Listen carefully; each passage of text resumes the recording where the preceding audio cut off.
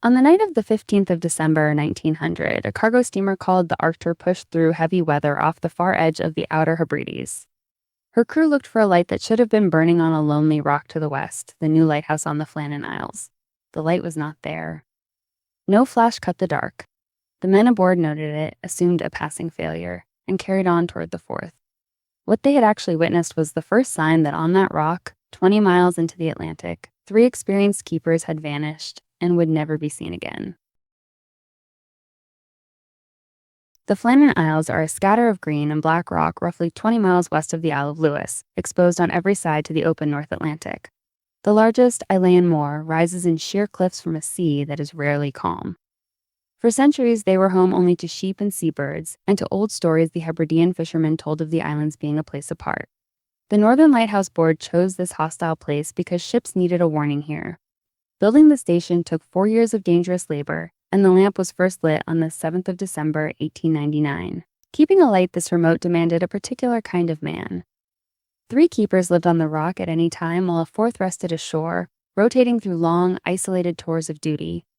The principal keeper was James Ducat, a steady and experienced lightkeeper with a wife and 4 children waiting on the mainland. With him served Thomas Marshall, the second assistant. The third man on the rock that December was Donald MacArthur, brought in as an occasional keeper to cover for a colleague, William Ross, who was unwell. MacArthur, too, had a family, a wife and 2 young children. Life on Ilean Moor ran by routine. The men cleaned and refilled the great lamp each day, wound the mechanism, recorded the weather, and watched the sea. Supplies and reliefs came by the Lighthouse tender, a steamer that crossed from Lewis when the swell allowed. To reach the station from the watermen, a landing at one of 2 stone stages cut into the cliffs, then a long climb up rock-cut steps and a winding railway track to the tower itself. In good order, it was demanding work. In a winter gale, it was perilous, and the keepers knew exactly how quickly that sea could turn. The relief vessel was the Hesperus, the Northern Lighthouse Board tender under Captain James Harvey. She was due to sail from Lewis with stores and to bring 1 keeper home for the holidays. But the same storms that had darkened the rock kept the Hesperus pinned in harbor. Day after day, the weather refused to ease. The relief, planned for around the 20th of December, could not go. By the time the sea finally allowed Harvey to make the crossing, it was the 26th of December, the day after Christmas, and the light on the Flannan Isles had been dark for 11 nights.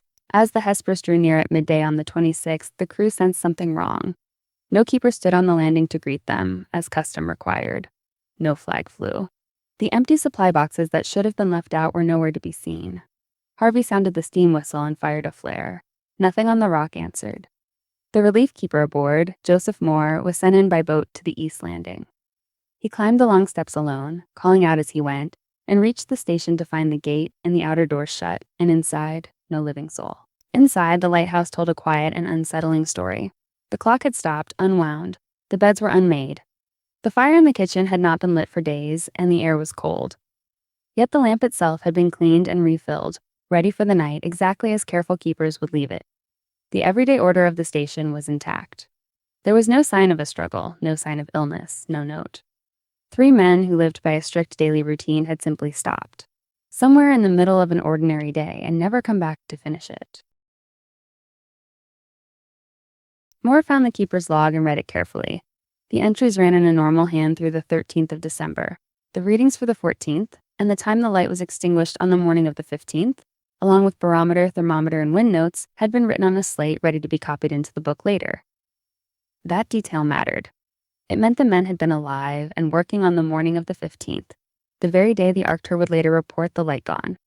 Whatever happened in the hours that followed on the 15th of December. The Northern Lighthouse Board sent its superintendent, Robert Muirhead, to investigate. Muirhead was no distant official. He had hired all 3 of these men himself and knew them personally, which made the task a hard one.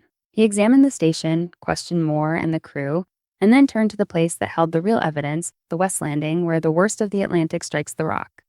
What he found there was destruction on a scale that explained a great deal about the missing hours of the 15th of December.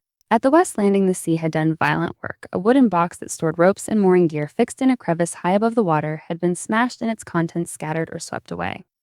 Iron railings were bent and twisted. A section of the railway track had been wrenched from its concrete bed. A lifebuoy lashed to the rail was gone.